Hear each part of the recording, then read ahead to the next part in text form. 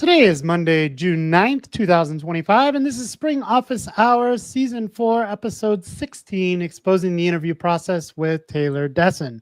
My name is Dan Vega, Spring Developer Advocate at Broadcom, joined by my good friend and colleague, DaShaun Carter. DaShaun, how's it going? It is a great time to be a Spring developer. I'm happy to be here. I'm a little stuffed today. I attempted a triathlon yesterday. I did not finish it. But that doesn't deter me. I'm still heads down. Mistakes happen. Mistakes were made. But I'm ready to go. The big mistake for me was I'm not a good swimmer. So I got a lot of lake water in my nose, and today I'm paying for it. Oh, that's all right.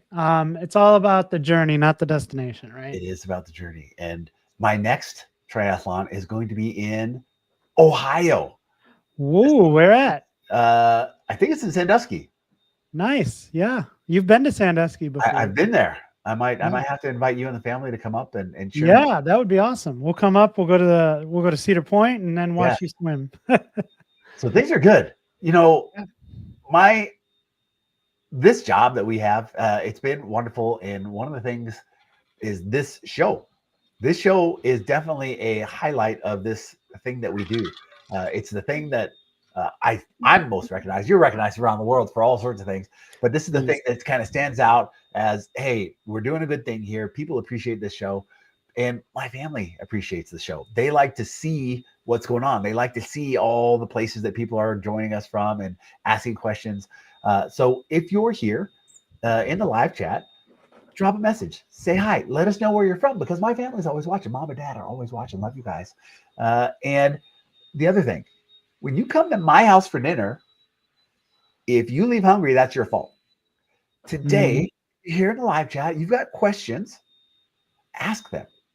If you especially around this topic. This is going to be a fun chat today. I can't wait. It's your fault.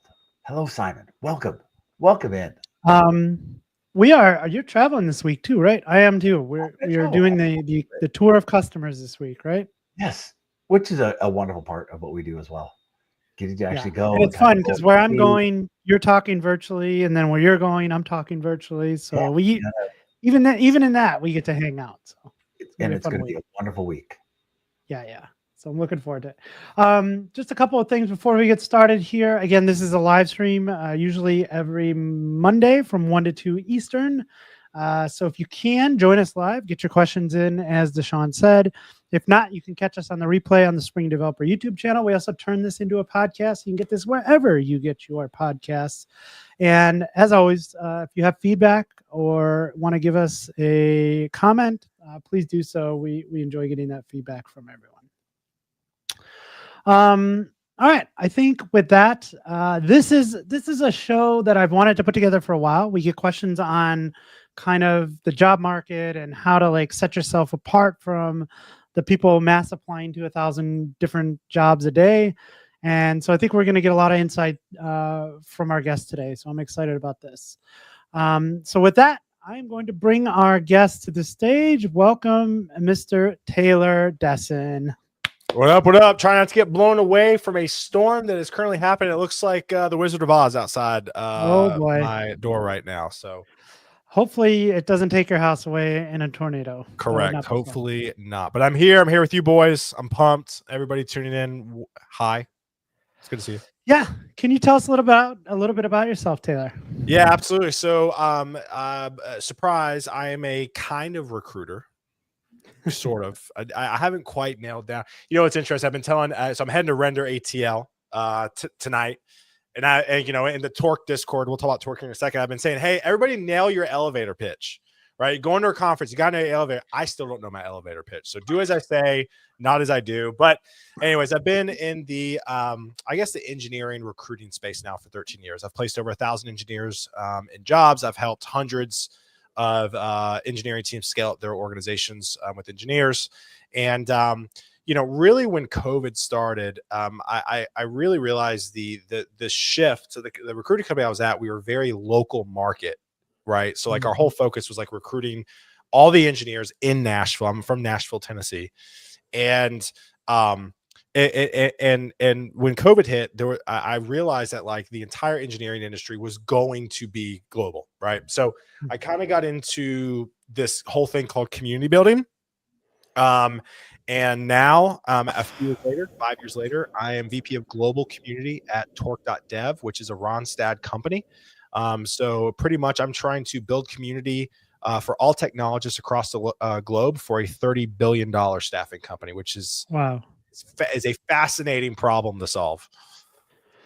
That's really interesting. So Torque is is essentially a staffing company then, and you're kind of building community around that. Yeah, so Torque, for how we're using Torque inside Ronstadt is Torque is the community aspect of it, right? So if you want to be a part of our community, torc.dev/Discord, it's for all technologists. Would love to have you.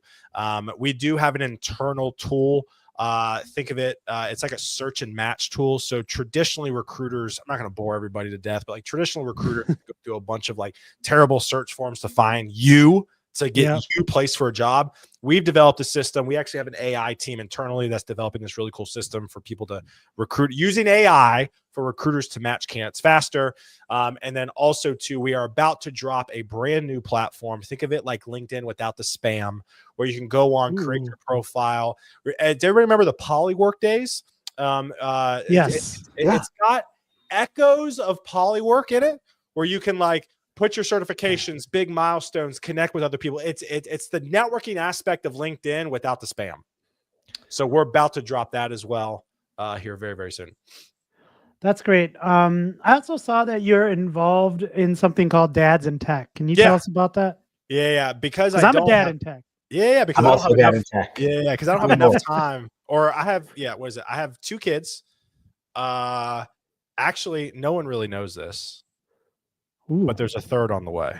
Oh, you heard it here first, folks. Yeah, you heard it here first. There's a new Desseyn on the way. Yeah. Oh man, that's exciting. Congrats. Yeah. When's that happening?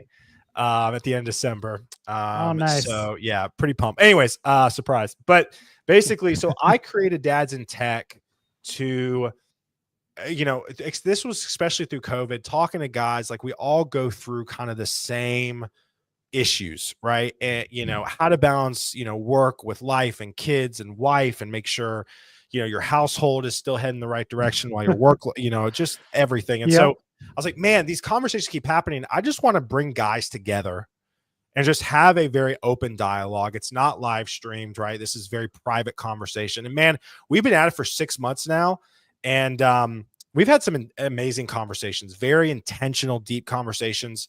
The first, I mean, I'm not making this up. The first Zoom I had, 2 or 3 dads message me. They go, I was on the brink of tears because I did not know how much I needed this.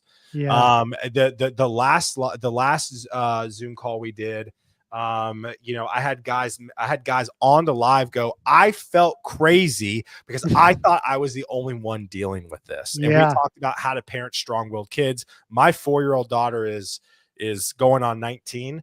And so we just had a very authentic conversation. So it's about 25, 30 dads show up from all around the world. We got folks from England tuning in, all over. And so, we'd love to have you. We're Dads in Tech on X. I just have a very simple post where you can go find us. Nice. But yeah, it's just another way. Again, my entire job is to develop relationships at scale. And so it's just another place to make some friends. That's really great because, community is all about like kind of being connected with like-minded people. And I don't know about you guys, but I went into like being a dad, like thinking like, like it'll change your life a little bit, but like it'll still kind of be the same. And like you just have no idea what you're signing up for. No idea. So by the third, you have a decent sense. I will tell you that much. Yeah, man. So it's a really good group of guys. We have a Discord. It's not super active. If you want to hop in, great. But it's more just we have a meetup page. Like I said, just go to Dads in Tech on X, and you can find all the information there.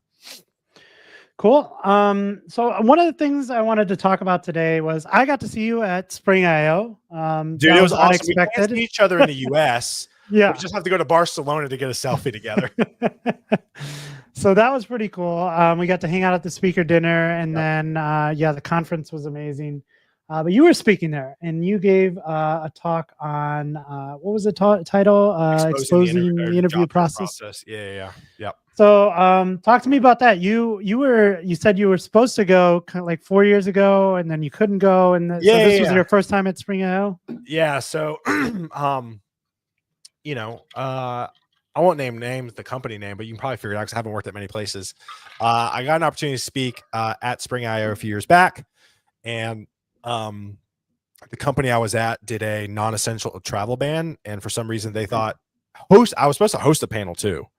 So I was supposed to speak and host a panel with Josh Long and a few other individuals that I respected a ton. And unfortunately, the company grounded me from going a week out.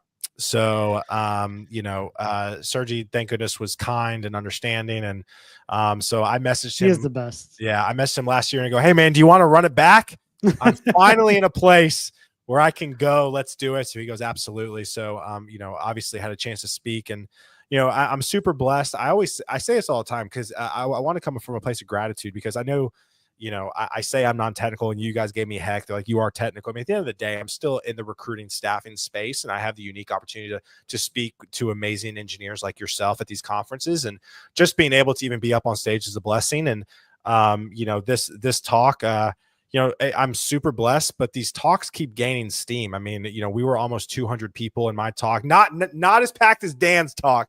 Dan's talk looked like, people were hanging from the rafters for Dan's. I hope you didn't have to speak again. Yeah, it was nuts. I literally told my guy, I was like, we really need to get there early, because I think Dan's gonna be. But anyway, so I had a bunch of people, and I feel like it was a really impactful talk. Yeah, I didn't get to catch it live. I don't know what I had going on, but I did watch the replay this morning, so I was able to catch it. Really good talk.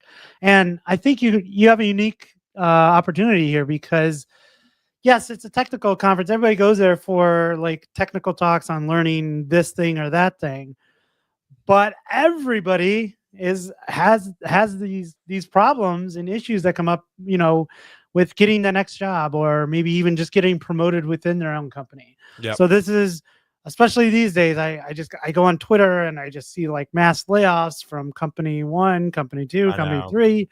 And it's really disheartening at times, especially good friends of ours were just laid off at, an unnamed company. Sure. And so going through these, it's it's stressful, man. Yeah. It's stressful times. So, hopefully we can share some knowledge today and put everybody at a little bit of ease. So absolutely. Just DaShaun, you look like you wanted to jump in there. It rhymes with airsoft on purpose. I was naming names. It rhymes with airsoft. All right. So I want to get into some of the practical tips you shared in that talk, because I think they're very relevant to everyone. Starting off with your resume. Yeah. And I like the way that you started this off, was your resume stinks. Most of the resume sucks. Yeah. So you see a lot of resumes. We see the resumes that we make. I've been fortunate to be in position to kind of review resumes at times, but I haven't seen the amount of the resumes that you have. So maybe some tips on, what are we doing wrong with our resumes to get noticed? Yeah, I mean, some basic level things. I mean, I think the first thing is there's just too much. I'm a good people person. I speak good. I code well. Obviously I'm being a little sarcastic. Yeah. But there's a lot of just fluff. I need to know what you did, why you did it, how you did it. And I need your resume needs to tell a story, right? One of the things I always tell people is hey, write me the resume. What were you hired to do? How did you do it? What were you how were you successful? Give me a story, right? You are hired for a reason, right? Right? Everybody is hired for a reason.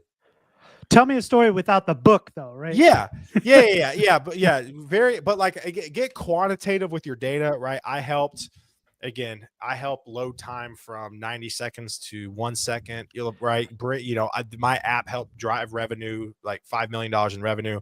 Now, what I said in the talk, I'm not out here saying lie, but what I'm saying is that no one's going to fact check you. So get it in the ballpark, right? Get it in the ballpark.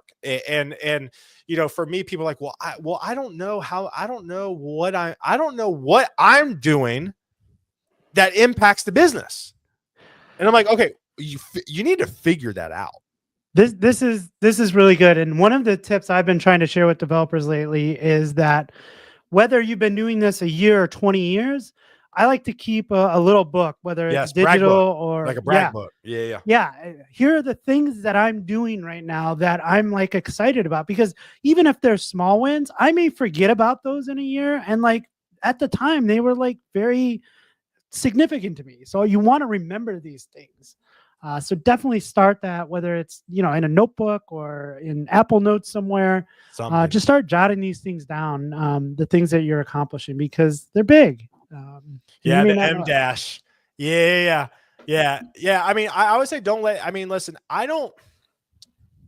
you write in your resume. So I do a lot of when I say a lot, I do resume reviews on the weekends for folks. Like I do career guidance, coaching, prep stuff. I don't actively promote it because that's what our Discord, what Torque is like a community where you can get this stuff for free.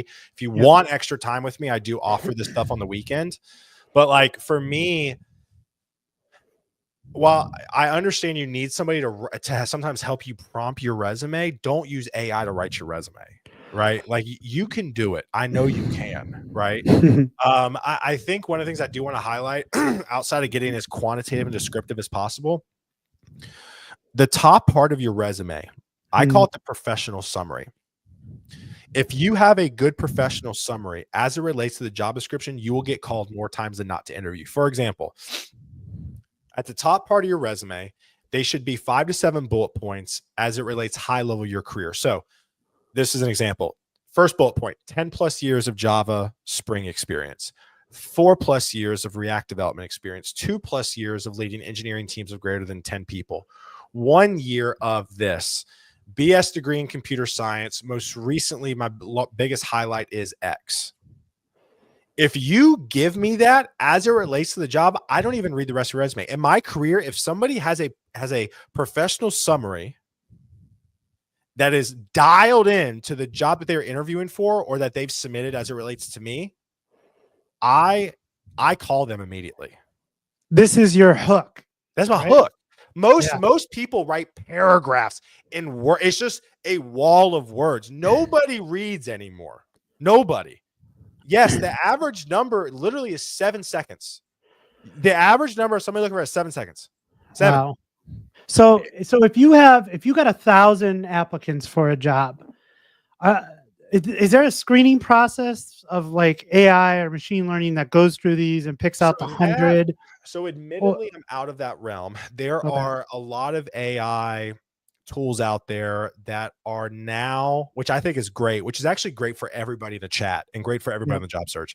There's a lot of AI tools that are now being synced into ATSs, the applicant tracking system, that sorts resumes based off applicable skill sets and not just time in, time out. Right. So the way it is right now, if a company posts a job description today and you submit your resume first, but the recruiter doesn't look at it until 5 days from now, your resume is at the bottom of the pile. So there's a lot of tools out there now that are doing it not based off timestamps, but based off the actual content in your resume. So that's great for the industry as a whole. But at the end of the day, it's still a ton of resumes. Like it's still just a ton of resumes out there. So if you have 100 resumes to read, but I'm trying to get engineers to like think about it the way that you do. So like you have this resume, you're not reading top to bottom every word of it. I'm reading the first part. I'm reading that professional summary. I'm eyeballing what they did most recently, and then I'm giving them a call. But I want length of resume to show seniority. Yep. So you may not read every word, but you understand exactly. That. So if there's a senior, there's only in my career, there is only one CTO, VP of engineering title person. His name is Brian Cooper. He's in Nashville. I placed him actually on his most recent gig. His resume was 1 page, humble brag. His page was his 1 page resume, but it was written so concisely of what he did and the technologies he used and how he did it in 3 bullet points. He fit his entire career on 1 page. 99% of people can't do that. Yep. So if you're a CTO candidate or you're a senior level candidate and I only see 5 years of you, there are people who have 5 years of their career. I'm like, where's the rest of your resume? They're like, oh, I didn't want to make it more than 1 page. That is a red flag. Okay. Good to know. 3 pages is max though. I wouldn't do any more than 3 pages. Yeah, I've kind of kept mine to one or two. It's been a while, but yeah, usually just try. Another thing you pointed out in the talk is you don't like the double column, right? Like just top Very to bottom. confusing. Yeah, Yeah, very confusing. And again, I don't know if we want to post my talk in the show notes after, but like I for think I sure. pulled up a screenshot, and it's like when you have a double column resume. For those of you who know what I'm talking about, so it's like usually it's a template within Microsoft Word where it's Mhm. like you usually list like your soft skills on the side, and then it's like all of you, like the rest of it, and it's very confusing. You have to understand something. You have to get into the mind of recruiters and hiring managers who have no time. Yep. If I pull up your resume and there's 2 columns of just words, I'm gonna be like, nope, I ain't got time. I ain't got time. Mhm. And so it's incredibly important. Very simple font, no colors, all in line, very quantitative, very to the point. It makes a huge difference. That's good to know. Yeah, and I think like at times we're proud of the things that we've done, and we're trying to like tell 100%. this story of who we are, but like that story is for later, right? Yeah, Right now, your we're just resume needs trying to to get get you in in the the door. door, and then you Yeah, have the then you have the chat. Yeah. right, right. And I think we were talking about this before the show, but I think one of the things I see out there, again, unfortunately, we have all these mass layoffs, and then people are thrown back into this kind of interviewing process and applying for jobs, and it's like you go to something like LinkedIn, there's all these jobs out there, and you're just like, I'm trying to get my next job. I create a resume, I use some of Taylor's tips, and now I'm just going to submit to 100 different Yep. jobs today. It's not gonna work. And it's like, I don't like, is that the right move? Or is it, you said like, we should like kind of tailor our resume Yeah. towards like a specific job. What's the move that we should be trying to do today? Yeah. So I had another great Java engineer, Lawrence Lockhart, on my podcast. Ooh, friend of the Guidance show. counselor. Yeah. Lawrence I love him dearly. And so if you go to my YouTube channel, the interviews there, we did 2-part series with him. One was, so he found a job in 89 days from cold applying. And Now, can you define that? What's a cold apply? yeah. So to me, there are two types of applying. There's cold applying and mass applying. Probably cold applying needs like a better term, but like let's just, for argument's sake, the conversation is where we're at. Mass applying is don't edit your resume. Any job that looks somewhat in your range, send. Mhm. What Lawrence did a cold apply, in that he did not know anybody there, but he still intentionally edited his resume for the job posting at hand. Now, that professional summary that I told you, the easiest thing, have the professional summary at the top of your resume, cross-reference it with the nice to haves, must-have skill sets in the job description, Yeah. and just modify that. You don't have to modify your entire resume. You could just modify the professional summary, because that's where people's eyes are going to go the most. Right. And so for me, we as humans, unfortunately, confuse productivity with we confuse activity with product. I always get confused. We confuse activity with productivity, in that we think the more we're doing, the more successful we're going to be. And in this job search market right now, that's not the case. You have to slow down. You have to customize your resume. You have to customize your cover letter. You have to like really be intentional when it comes to this stuff. So going back to, you can't read everything, every resume that comes across your desk. What are your thoughts on cover letters then? Cover letters are interesting. So throughout my entire career, agency recruiters act as your cover letter. So agency recruiters are there to sell you to the end client, which is what a cover letter does, right? So 100%. I have not had a bunch of experience with cover letters because we've been the cover letter. Now, my best example with a cover letter is if I got you in an elevator for 30 seconds, what are 3 key things you want to highlight in your career to me? Yeah. Hey, DaShaun, what are 3 things in your career that you're super proud of? Bang, bang, bang, bang, bang, right? That needs to be your cover letter. But again, most cover letters are what? I'm a great people person.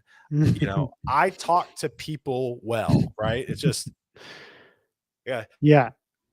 This idea of, I'm a big fan of recruiters, like just for people in tech. I'm a big fan of recruiters for the thing that you just said, to have somebody that can act as your cover letter, to have somebody that's in your community, whatever term we use for community that's out there actively acting on your behalf.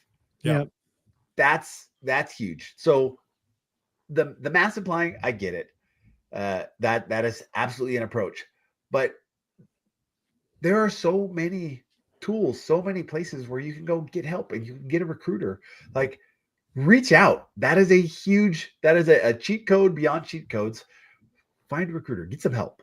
Yeah, and that's kind of what we're trying to build at Torque, right? I think long term with Ronstadt, like we want to develop a group of recruiters that you can trust because they're worth their weight in gold.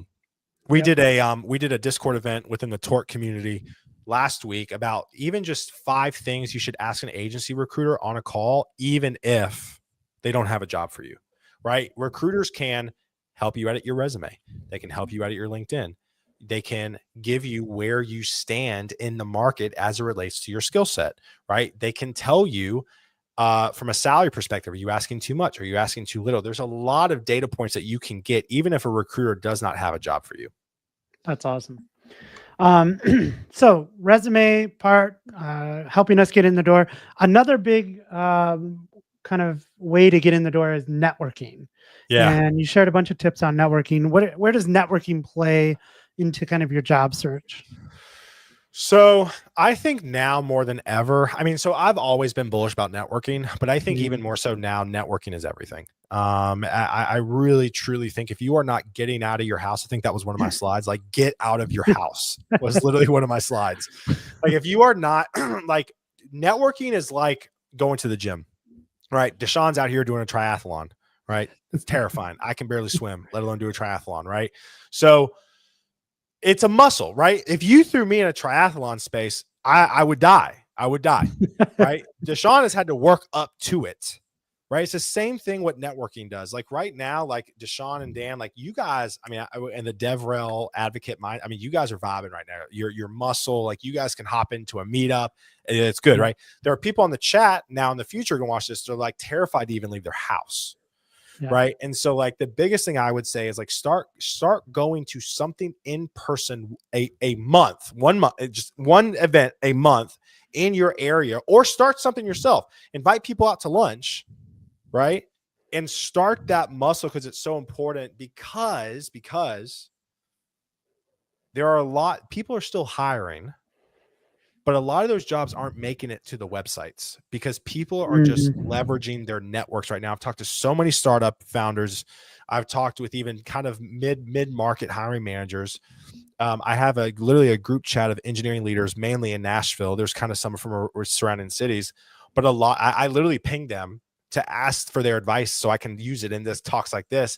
Most of them say they either don't post or they just post to their careers page. They heavily lean on the internal team to send them people or their available network. There's 2 things I want to touch on here. Yep.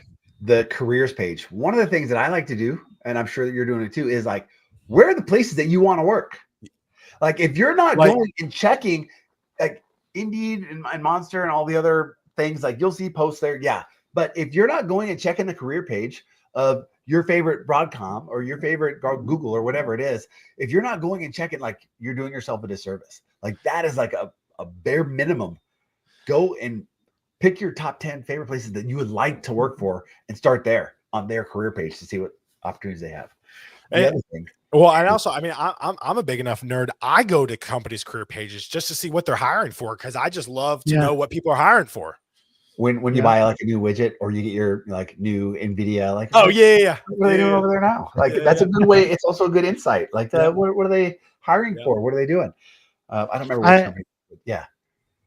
I think from a networking perspective too, take advantage of being able to go to conferences. Like go to conferences, learn, go see Taylor's talk, learn something there. But the hallway tracks, DaShaun and I are always out talking to people, meeting so many great people. And you never know where those relationships are going to go. Like, I think for me, I think that has really made my entire career. I mean, just by knowing certain people, being involved in certain communities, something has come up. Oh, hey, in fact, I am in my dream job right now because another friend of mine who's not even a part of this company, like sent me a message one day and he's like, hey, there's a position open up over there. You should probably apply for it. As you said, this wasn't a publicly posted position. Like nobody else knew this was available. And I just happened to get an inside track, jumped on it right away. And it took a little while, but eventually kind of got a job here. So man, just like having those connections in your community. And the other thing I've been trying to kind of drive home to developers is like we all see these vanity metrics like on Twitter and LinkedIn, like, oh, I have 20,000 followers. Yeah. Well, if you have 20,000 followers, but not one person is going to recommend you for a job, then they're useless, right? Correct. Like foster these relationships. I'd rather have 100 people who I talk to on a regular basis than 20,000 followers who don't talk to me. That in so many ways, that the whole like get outside. One thing that I think that we say here a lot is be able to talk about what you do, be able to show your work. Yes. That is a big thing. Like, hey, you might have worked at the same company for 5 years, but if you can't talk about what you did over those 5 years, somebody that only worked there a year and they explain what they worked on deeply, they might get the job over you. Yep. Right. And I love your, go ahead. I love your 30-second elevator pitch too. I think that's something we can all work on because I think even if you ask me that right now, I would kind of ramble on for 30 seconds, but I don't know that I have a good one, right? And you know what? On that, I did a video a few years back. I did a little video of like, hey, like if you're trying to introduce yourself to somebody, I recorded a video. I don't remember who you got that advice from, but just that idea. Go record a video, put it on YouTube that explains who you are. Give somebody a little bit of insight into you can talk good. Show them. Do a little 30-second video. That'll go. It's 2025. Everybody has YouTube. If you can put yourself on a YouTube for a 30-second elevator pitch, do it. What's stopping you? And put it on the featured section on LinkedIn. So I would do a post on LinkedIn, and then I would put in the feature section a little bit about me. I actually have said this since COVID. I said great advice. Yeah. Most first round interviews are the same. Tell me about yourself. What do you do? What have you done? Your biggest strengths, your biggest weaknesses. Why can't you just do a video for that? Yeah. And video building in public, the act of putting yourself out there is interviewing at scale. Yeah, and it shows off your personality that a piece of paper is not going to do. Right? Exactly. Exactly. And I've heard you talk a lot. I think even in the presentation. So what are your thoughts on LinkedIn? Like, I know some people don't even have like a LinkedIn. And I think you're pretty bullish on it. Yeah, I'm pretty bullish on it. I mean, LinkedIn is like, and I do want to get to Daniel's question here in a second because I think that's a great question. But I don't think LinkedIn is the only platform where you can relatively easily search and find the hiring manager at the company you've always wanted to work for, send a DM, and potentially start a conversation. That's magical. I mean, really, that's what LinkedIn is. Now, there's a lot of spam. People are, I hate LinkedIn, all the recruiters, all the spam. Listen, there's spam everywhere. I'm on Facebook. Yeah. It's brutal, right? There's spam and junk everywhere. But you have to learn how to use it for good. And LinkedIn is the one platform that LinkedIn and X, but there's some nuances to both. But LinkedIn has helped me so much in my career because I've just gone for the ask. Mm-hmm. Right. And I network and I use it and I like and I comment on people's statuses and I message people to come on my podcast. And it's just like it is the one place where you can get to anybody professionally that you ever wanted to get to. Why not use it to your advantage? Yep. And not just sign up for LinkedIn, right? Like you have to be pretty active on there. I saw that, you said something like post consistently Monday through Friday, and something good will happen, right? Yeah, I mean, I think everybody. So there's this whole thing of like this building public, and people are probably so tired and fatigued of this whole building public, and like I want to kind of dumb it down a little bit and just document what you're learning. Yeah, like just document what you're learning, and for me, I think like everybody learns something today. Everybody's going to learn something tomorrow. So just post about it because I truly think like everybody is literally, I said this, 90 consecutive posts away from something great happening, whether it's you're invited to speak at a meetup, a conference, mentor somebody, whatever. But we're just in a market now where if you are not putting out your thoughts and what you are learning, you are not going to be found as easily. And I interviewed Aaron Francis, big PHP Laravel guy in Dallas. And I interviewed him on my podcast and he goes, is it fair? I don't know. He goes, probably not. But at the end of the day, that's just where we're at. And you have to put yourself out there to be caught up in the good stuff that happens. All right, let's get to Daniel's question here. Daniel says, best approach for restarting your career after a long break for caretaking, aside from returnships. I would have said internships. Yeah. Internships. Yep. So Daniel, my best bet is if you have a passion, develop something based off your passion. Like, sorry, my wife's texting me. Like for example, like the guy, so we helped host the hackathon with DataStax up in New York City last week. Nice. Last week. And the guy who won it did something around F1. Like I'm a big F1 guy, right? Love F1. And he developed something using the technology, blah, blah, blah, blah. And like, it was great.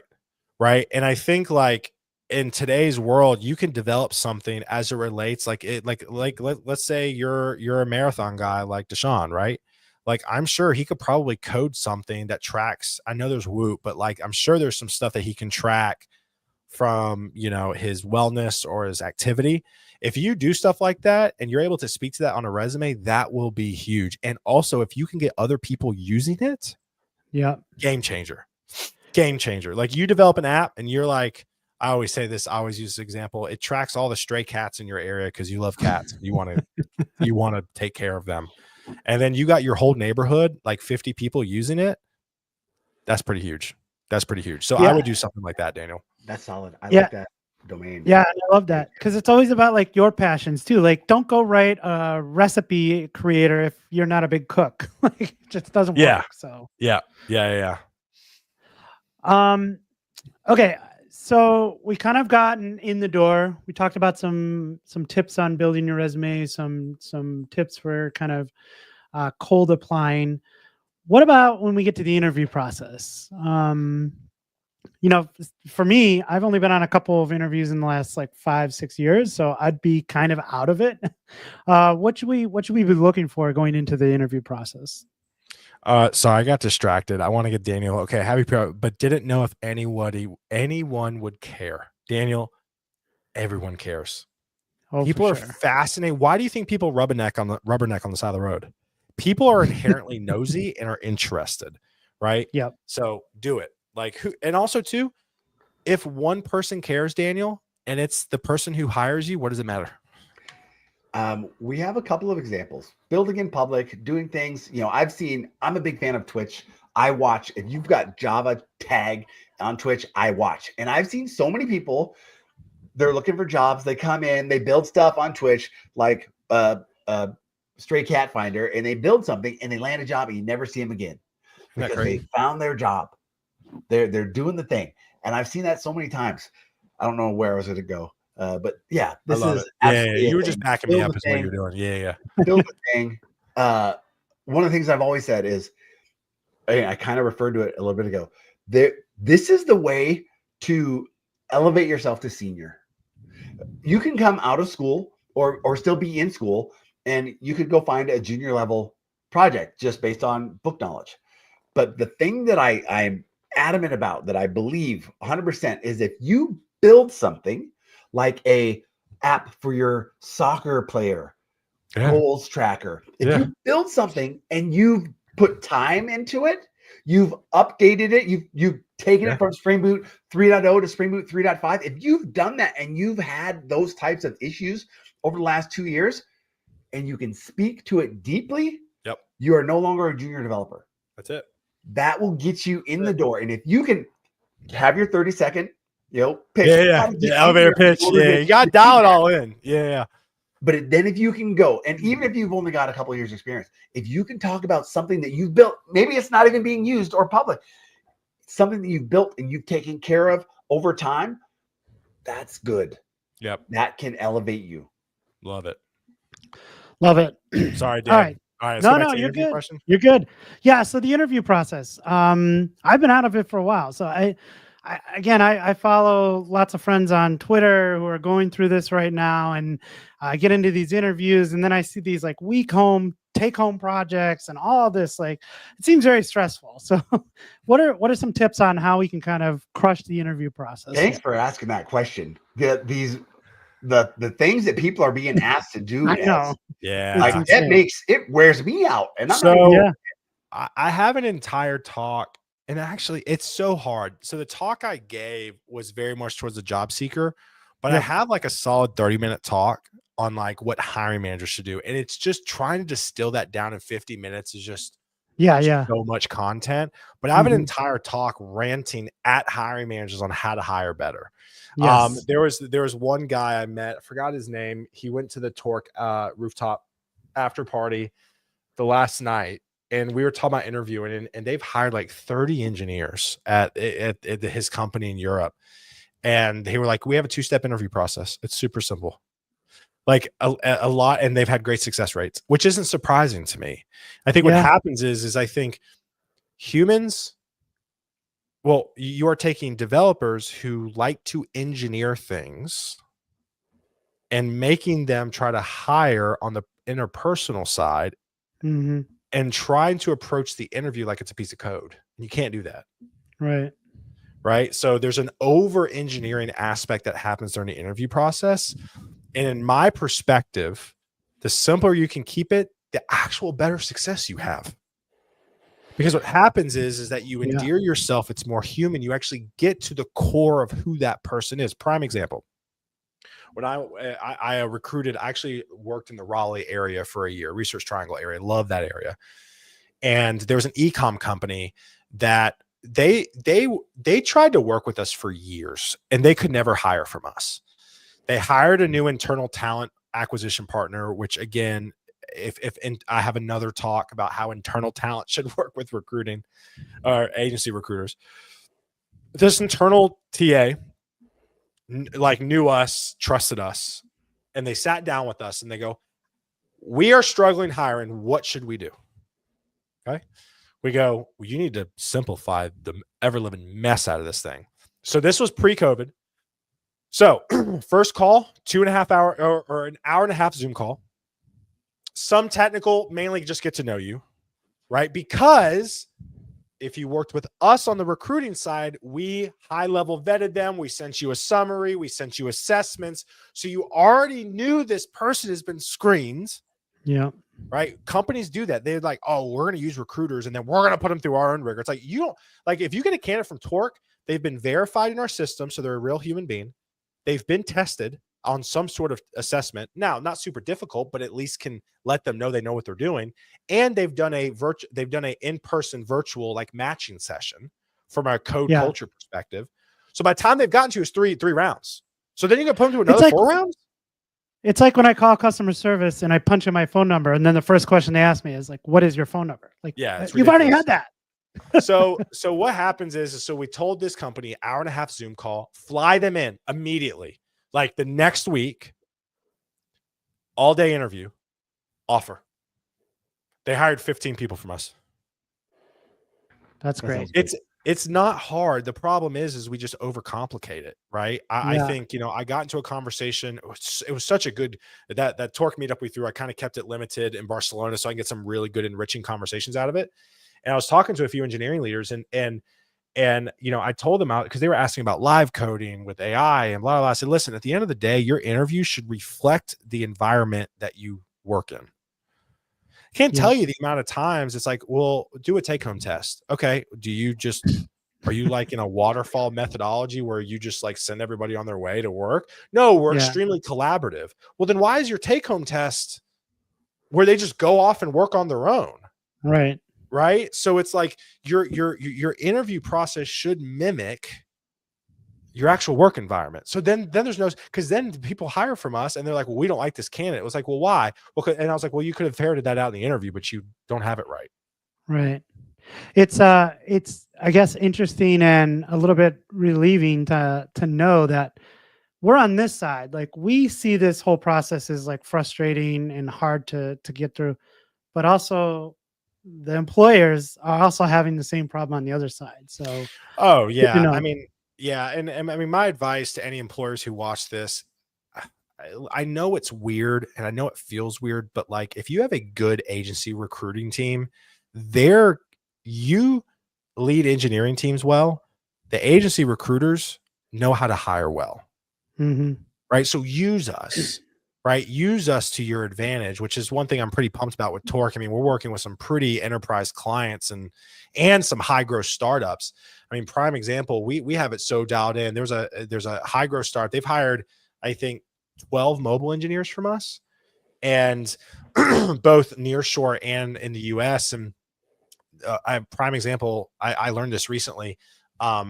They called us on a Friday afternoon. Hey, somebody didn't work out. Not one of our guys, just like internal. And like we need somebody. Okay, great. We sent them profiles. We don't send resumes at Torque. We send profiles that dig into what their actual developers are actually doing. We sent them. So that was Friday morning. Friday afternoon, we sent over profiles. Monday morning, they reviewed. Monday afternoon, they hired. Wow.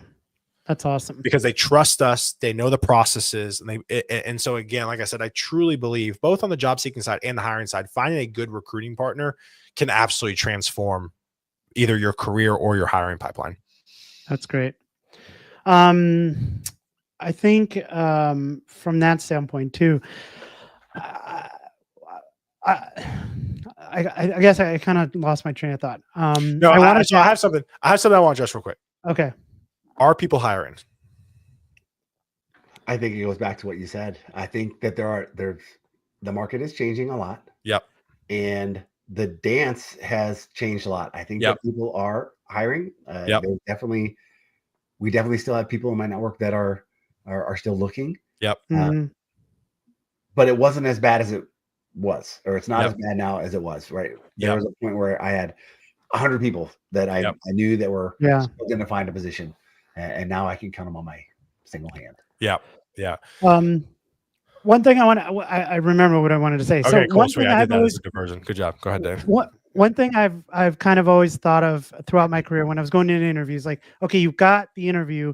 Here is your time to kind of show off your soft skills, your personal side of you, right? Like, because the resume kind of told you, from a technical standpoint that I can do this job. But for me, it's always been about like, yes, I'm a good person. I'm somebody you can trust. I'm somebody who's collaborative. I enjoy working on a team. I'm not wrong, am I? These things are important. Yeah, I mean, I think you need to control the interview, and I actually talked about this on my talk at Spring IO. Like, you have to you have to remember that if a company reaches out to you, they want to talk to you. Yeah. And companies don't want to lose people that they want to talk to. Yeah. So you have just as much play in the game as the company. I think there's just kind of this mindset like, ooh, be meek and timid and like, ooh, woe is me. And the company's like this overlord. Like, no, like own the process. Like, you're good. The company chose to interview you. They like what they see. So show up. Like be energetic, ask questions, turn the interview into a conversation, be engaged. Don't be nervous. Because here's the deal. I think most people are nervous because they don't know how to be in an interview. Mm-hmm. Most people are nervous because they're like, ooh, I don't want to upset. Ooh, But listen, I will, and I'm sure you boys can speak to this, being in a place that truly accepts you for who you are is a great place to be. Now, I do understand I've had some pushback with that comment, but at the end of the day, be yourself as like a first date yourself, right? First date, right? You don't want, right? We're not too weird. Good clarification. Yeah, clarification. I do want to pull it back a little bit. Be yourself, but just don't be weird. I'm going to throw something out there. Do it. As all of us do. We get people looking for help and trying to do it. But one of the things that I have been committed to, and I think I first heard it from Kelsey Hightower just on Twitter. He was by the way, I'm actually introducing Kelsey at Render, which I'm pretty pumped about. That's awesome. Yeah. Tell him I said hi. Yeah, Give me a kiss on the cheek. I will. I'll just go up and just lay it on him. That'll not be weird. And he was just going on a rant. I'm sure he was in the same position, but I took it and I've been using it ever since. In an interview, maybe as a recruiter, there's nothing that hurts more than sending somebody into a bad position, a position that doesn't fit, that wasn't right. They get hired, they're doing the thing, they last 2 weeks, and they're like, why did you send me here? This is nothing like I expected. There's no worse feeling than sending somebody down the wrong path.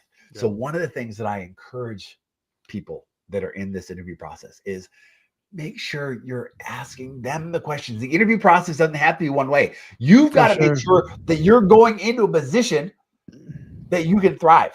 I'll preach. You are interviewing them as much as they are interviewing you. Dude, I can't tell you the amount of times I've interviewed in the last 2 years. I've been on job search twice in a year. That we don't even get to the meat and potatoes of it till like the third round. Right. All right. I mean, you got to press, right? And one of the things I spoke about in my talk is like also understand what the company's trying to solve as fast as possible, right? Are you backfilling somebody left? Why did that person leave? If they can disclose it, what are you bringing in to solve? Have you done it in your background? Speak to it. Like if you can get to that pain point as fast as possible. And here's the deal. I'm skilled in this, and it still has taken me a few rounds to get to the meat and potatoes of it.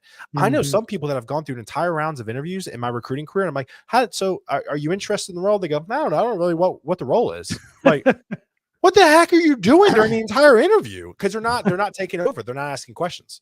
Yeah. And one of the important questions for everybody here that's listening, ask them what version of Java they're running in production. Ask them what version of Spring Boot they're running in production. Because if they're running Java 6, you do not want to go there. If you walk away from the interview, you got agreement in hand. I don't know, DaShaun. Java 6 is getting hot again. No. No, he's joking. Everybody that's JSPs are hot right now. Joking. I used to recruit on those back. I don't know. You won't use anything older than Java 17 these days. Right? Preferably Java 24. Java 25 is right around the corner. There you go. But yeah, in my house, we don't use Java 8. Like you got kids in the house. You do not use Java 8. I love it. I love it.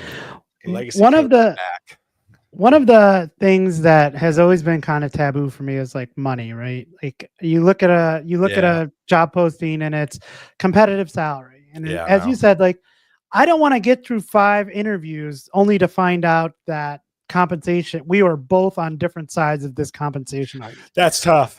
Yeah. I think I would I'd try to ferret that out pretty quickly. If you're working with an internal recruiter at a company, I would absolutely ask them the question. And then if they pull what's your range? Be like, right. I mean, I just call it what it is. Like, I'm not playing this game. Can you just send me the range, please? Right. I mean, I would just be straight up. Right. I mean, like, I don't want to waste your time. Again, like, I'm not saying be a dick. Right. I'm not saying be a jerk. Right. You have some couth about you.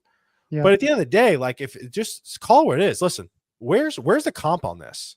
Where's the comp on this? Give me, and then if somebody asks you, the best thing I like to say is, hey, I would have 2 numbers. I would give them the salary number that you are most willing, the minimum salary number you're willing to accept. Mm-hmm. And then what's the no-brainer number, which is always going to be probably pretty high, if we're being honest.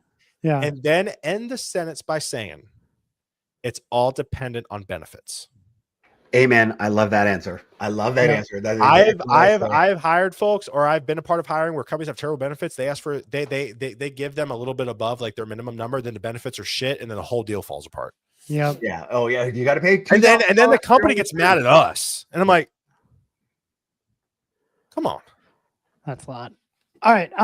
Okay. One more thing, and then we'll kind of wrap this up. This is good. This is good. I feel like we could go for hours. We could talk about this for a long time. AI, we talk about AI a lot on the show, is like, software developers, where it's kind of taking us.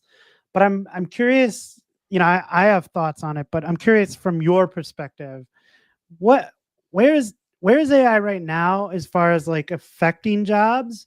And where do you kind of see it going? So it's so funny you asked me this, and I've been marinated on this question a lot because I've been getting it a lot. And I had this question this morning when I went live with another developer.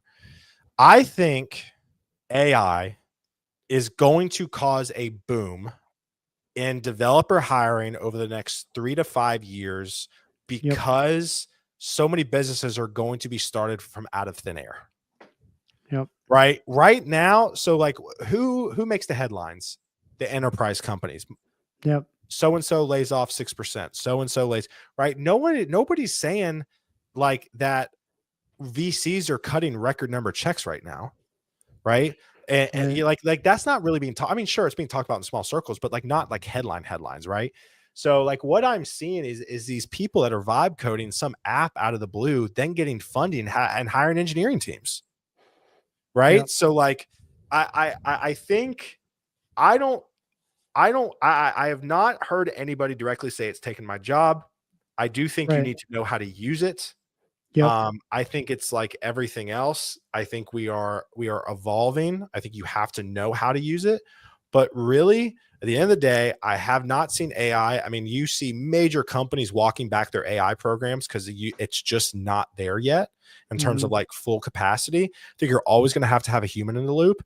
I just think it's going to make people more effective, more efficient.